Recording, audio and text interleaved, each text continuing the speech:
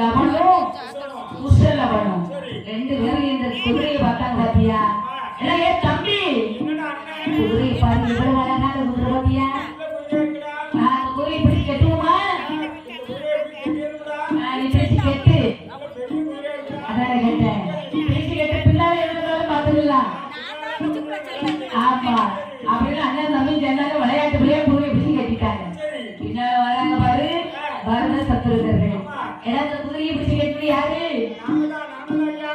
சின்ன ஒளிகளா குதிரை அவுத்து விடுகிறா. இது அயோத்தி குதிரை, அது ராமனுடைய குதிரை. ஏன்னா குதிரை நல்லா இருக்குன்னா பார்த்து ரசிச்சுக்கு குதிரை இது கிடையாது. இது வந்து யுத்தத்துக்குள்ள குதிரை. குதிரையை பிடிச்சு கேட்கிறேன், இவங்க சண்டை போடணும். சண்டைக்கு வரையாடா அதான் கேட்டு அப்படின்னு சொன்ன உடனே யாராலும் வந்து வரங்க குதிரைகளுக்கு வேணும், என்ன சண்டை வேணாலும் நாங்க பார்த்துக்கிடுவோம். எங்க பரத சந்திரங்களோடு யுத்தம் செய்து ஜெயித்தார்கள் லவனும் குசலவனும். அங்கு பரத சந்திரங்களோடு யுத்தம் செய்து ஜெயித்த பொழுது இந்த செய்தியை அறிந்தார் அயோத்தி அதிபதி அரச மன்னர் ஹரி ராமச்சந்திர பூபதி. ஹரி ராம லட்சுமணர் அனுமார் துணையோடு அங்கிருந்து படை நடத்தி வருகிறார்.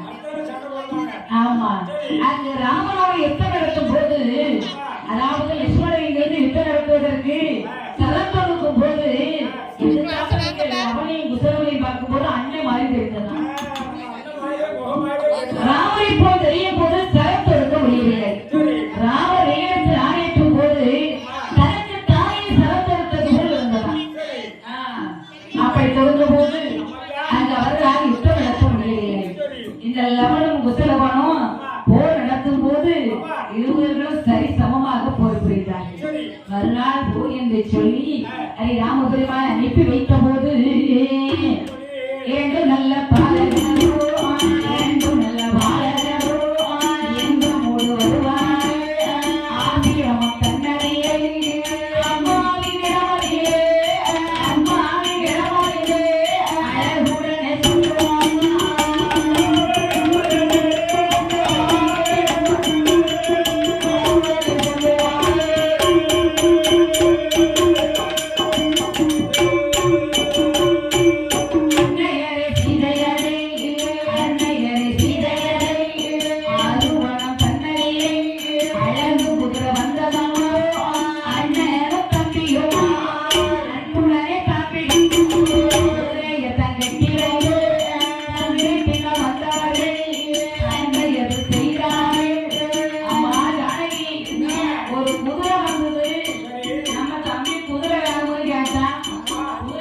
மரத்தை கட்டி போட்டுட்டோம்.